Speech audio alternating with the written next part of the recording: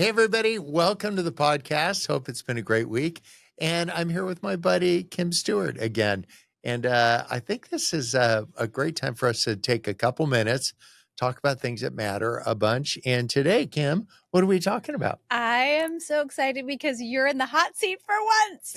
Can you hear the glee in my voice? You're so not wanting to do this, and I'm so excited. We get to talk about you, Bob. Yeah, well, enough about me. Let's talk about me.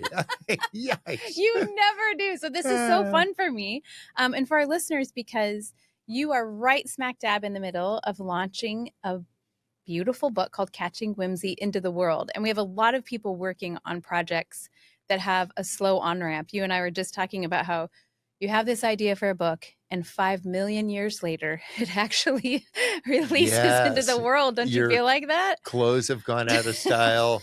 Turquoise countertops are back in vogue. Totally. We're all back in forest green and mauve. Right. They can do some awesome stuff with polyester. Totally. It feels like generations have passed. So I'm so excited to talk with you about the process of writing this book and editing this book and launching this book, because we have a lot of people listening who are wondering about, how does this work? What's a peek behind the curtain? And so today I thought we'd just chat a little bit about the actual writing. You have written trade paperback, so that's kind of the industry word for a book like Love Does or Everybody Always, about 70,000-ish words of a more narrative form. And Catching Whimsy is your second devotional. And I would love for you to chat about that a little bit, how the processes might be the same and different, because we do meet a lot of folks who are interested in writing devotionals. It's its own gig. So how does that work? And the importance of this, I think, is when you go to a shopping mall and there's a big map, because it's a big mall, and there's that little X and it says you are here. Yeah. Like, then you know where you are compared to where everything else is. Right. And you can find your way to the Dippin' Dots. Yeah. So my hope is that through doing this in real time on a book, we can say for people listening, okay, so this is where you are in the process. Yep. So first decision to make as an author is whether you're doing a trade book, and if a trade book, then what genre is this? Memoir style? Is this fiction? Is this, what is it? In a trade book, think of that. It has a binder on the edge that's about just under an inch thick, Mm-hmm. and it just sits on your shelf. Mm-hmm. Then there's children's books and everything else. So now we're going to talk about a devotional, because that's one variety of trade book. You can insert here. Don't let the folks in the faith community get all the dibs on the devotionals. It doesn't have to have Bible verses and all that in there. You can just say, like, a thought for the day, right? And so if you're speaking, if the person in the chair that we've referred to so often, if faith guides their steps, for me, I want to write books occasionally for people who are trying to go forward in their faith, mm-hmm. and tie it to Bible verses that mm-hmm. seem to encapsulate. I find that personally, that's kind of where I live. However, all of my trade books are written to the guy at the tire store. And we spent some time in the different podcasts talking about that, knowing who's in the chair. So for this one style, we're starting with a devotional style. You would find a scripture that is compelling, and then say a little story or not. So here's the first off ramp. You can give people information, and that's tell, or you can give people stories, and that's show. Mm-hmm. So how do you deal with the show versus tell? Because I'm very much a show, not a tell person. Totally. I feel like show allows the tell. So if you have a kind of a compelling story, as you said, or a metaphor or a word picture, that gets people in the room so that they are willing to listen a little bit more to the deeper things if you have some things to tell or to say. And that works for nonfiction and fiction, both of those things. So you do that with a Devo. Think about showing something. And did you say you pick a Bible verse first, or pick the thought first and then the story? Or no, does I it actually go both find ways? the story. Story first. So what I'll do, and we've spoken in our podcast together about packets. Yes. So there might be a story about something. Uh-huh. The reason to show rather than tell is that your reader needs to see themselves, or they will stop reading. Because if it's all about you, the author, then that's fine for your kids or your loved ones, but that isn't going to engage the reader. So A good story will on-ramp reader. They aren't talking about reading about your coach, they're reading about their coach. Mm-hmm. They're not reading about your failure, they're reading about their failure or their insecurity or their ambiguity, and how do we deal with that. And so if you were to tee up something that felt ambiguous at the time, then they will bring all their lived experiences to that and they'll start seeing themselves. Yeah. So here would be an example. So perhaps in this format, you could say Matthew 13 said that Jesus never spoke to anybody without telling him a story or two. Mm-hmm. And so that might be the header. And then talk about how we live, or somebody who's telling me a story about whatever. And I realized, wow, I saw myself in that. And so you're really directing the reader to understand why it was that Jesus told stories. He didn't have PowerPoints and bullet points and all of that. He didn't talk about what love means in the Greek and the Aramaic. He just talked about what it felt like to be sacrificial. So for those of you that are listening, if your idea is to get a book that connects with readers, show, don't tell. Yes, awesome. I have a question about logistics. This is a math question, Bob. 365 individual pieces of writing made me whimper when I thought of it in preparing for a conversation. That's a lot. Yes, That's a plus lot. leap year. Okay, 366. That is so many. So does that float your boat? I mean, how did you go about, you talk a lot about netting the butterfly. So you see something or you think, something occurs to you, you nab that thing and write it down. 365 of them.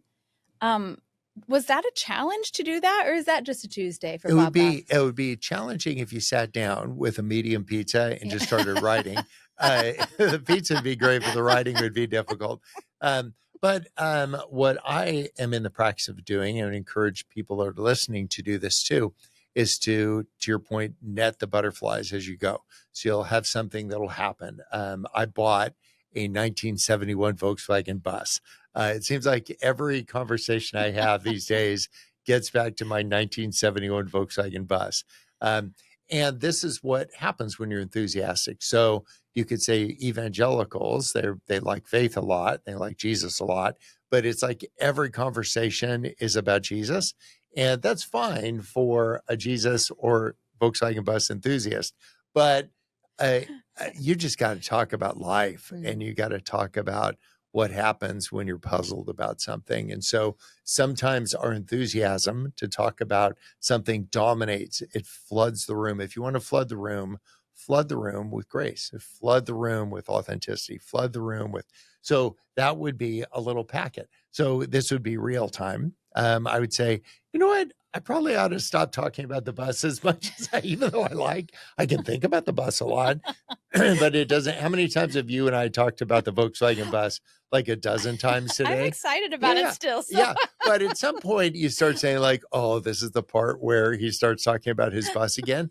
That's how people feel sometimes in our faith communities. It's such an approachable thing. I wouldn't point a bony finger in anybody's direction. You don't want to give off that kind of angst. And nobody really appreciates it. So that might be now tee up your next one to say, I'm thinking of somebody that used to be really compelling in their words and all of that. Then something went around the corner and they started being like, there's just like a lot of negativity and like a little bit of a barb and like, look out for this, watch that, and spot this person. And it just felt like it lost some of its luster. And so what I would say is I would be mindful about what you talk about. And then I would be mindful of the tone in which you speak. Do you know, there's some people, and I've been accused of this as speaking too loud. They have a shrill voice and you can just hear it far. I'm saying this because that's what Maria says about me. She's like, dude, if you could just like speak about halftone, that would work. Sometimes people have something important to say, but it becomes so repetitive and it's so like it has this negative barb to it, or who doesn't get it right, or watch out for these people and all that. And it exhausts people. All of a sudden it loses its luster. So I'd be mindful of the stories that you pick to pick ones that are meaningful. This bus, 13th time, this bus doesn't have brakes. It's got a gas pedal, no brakes. I don't mean like little brakes, it's just no brakes, or shouldn't even be a pedal there. And yet it's parked outside. And yet, So so what I do is I just downshift a lot.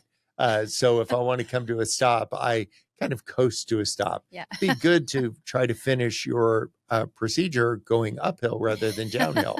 So what you could do is introduce something really relatable, talk about that. And then the next thing is become the sage, Mhm. not because you've got it figured out. Nobody needs professors. We need students. So a student sage that says, isn't life like that? Mm. We, us, our, we all are trying to figure out our way. Mhm. So, really relatable story, some sage advice about this is how life works. And you've got a really effective packet. Fantastic. So after having written longer form and shorter form, the trade paperback and then 365 packets, for those listeners who are thinking, I'd like to try my hand at a Devo, maybe not 365, maybe 40 days, maybe a few, whatever, then you can pick the number. Any tips or tricks? I Yeah, mean, you gave title a your great. book Devo for the Year. One Devo for the whole year. I know Juan Carlos Ortiz, a famous pastor down in South America, and he used to do these like hours long sermons. And one day he stood up and he said, "Love one another." And then he sat down and everybody's like, "Wait, what?" And then the next week he came and they were ready for these 2 hours and he said, "Love one another." Wow. And he sat down. You saw where that went for the next month and a half. He just said, 2 words, love one another. He said, Wow. we're not moving on to anything else until we get that right. Mm.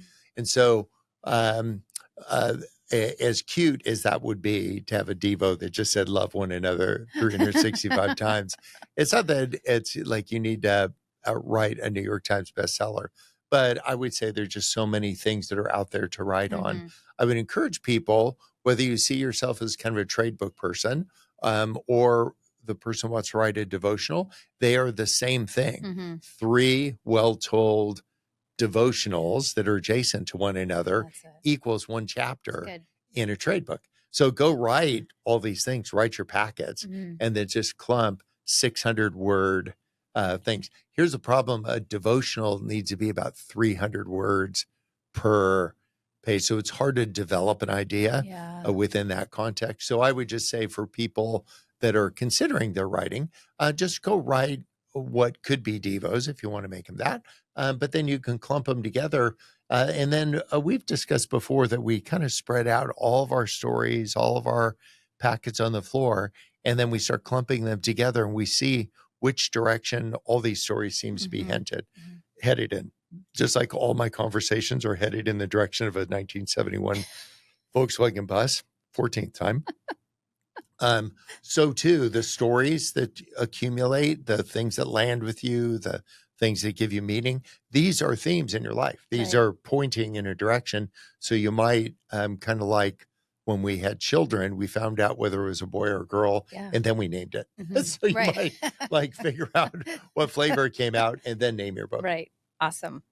Such helpful tips, tricks, hacks. I love everything you said, Bob. I'm really grateful for this chance to put you into the interrogator moment. I've never been able to make you sit down that long for this. So I think it's because your bus doesn't have brakes that you're giving me a little extra Yeah. time talking about it. 15th time. Yes. Yes. Great. Yeah. And so we're going to continue to write that. If all of your ideas seem to congregate around a particular thing or a particular season or a particular event in your Yeah. life, then that's fine. Develop all the packets that might be there. But then what makes for a great meal isn't 4 pounds of broccoli. Mm. Like what you need to do is mix it up a little bit. So if your thinking is all along a particular line, go ahead and write those things down, get all those packets. But then when it comes time to integrate those into chapters and stories, you just mix it up a little bit. So Mhm. we're not right back there. Well, and another thing about whatever. Right. Right. Yeah. So So just do that 365 times and you're good to go. yeah. And I would say to get a 365-day devotional, you write about, it almost feels depressing, but probably 700 devotionals to get 365 Mhm. that you like, Mm. that are worth printing. Because some of them are just kind of, they're fine, Right. but they just don't have that sparkle that you'd Totally. want to have. Because somebody's like spending their Tuesday in March with you, and you want it to be just Mm. better quality. So don't be hard on yourself. Don't make your first draft your 10th draft. Mm-hmm. Just make the first draft the first draft. Get that packet together, and then the better ones will take shape over time. Yeah. The important part, write it down. Like we just whatever, if your interest is in writing, even if your interest is not in writing, because I have very surprisingly low interest in writing, but a high interest in legacy. So Mm. leaving something behind while I'm lucid or while I was lucid, I like to leave things behind for others. It feels Right. like it ought to be like tied to your toe or something when you're born. Write a Yeah, book. that's Like, tell awesome. me, go do this adventure, write down as much as you can remember about Mm-hmm. it and why it mattered and why it might matter to the next person. Don't make it about you, make it about them. I think if you had that instruction and then a little tag for parents, say to your kids you're proud of them and you love them a Mm. lot. So if everybody got those kind of operating instructions, we'd be in good shape. I agree. Well, I'm excited about this book. I'm excited for the legacy that's inside those two covers. We have loved at our house. We loved your first Devo as well. So we're chomping at the bit to get ours in the mail. So thanks for talking about it. And for our listeners, come back because we have a couple other episodes where we're going to untangle what it feels like and what it looks like to write a book like this, edit a book like this, and then launch it into the world while driving a break-free 1971 1971 bus. Volkswagen bus. All right. See you next week, everybody.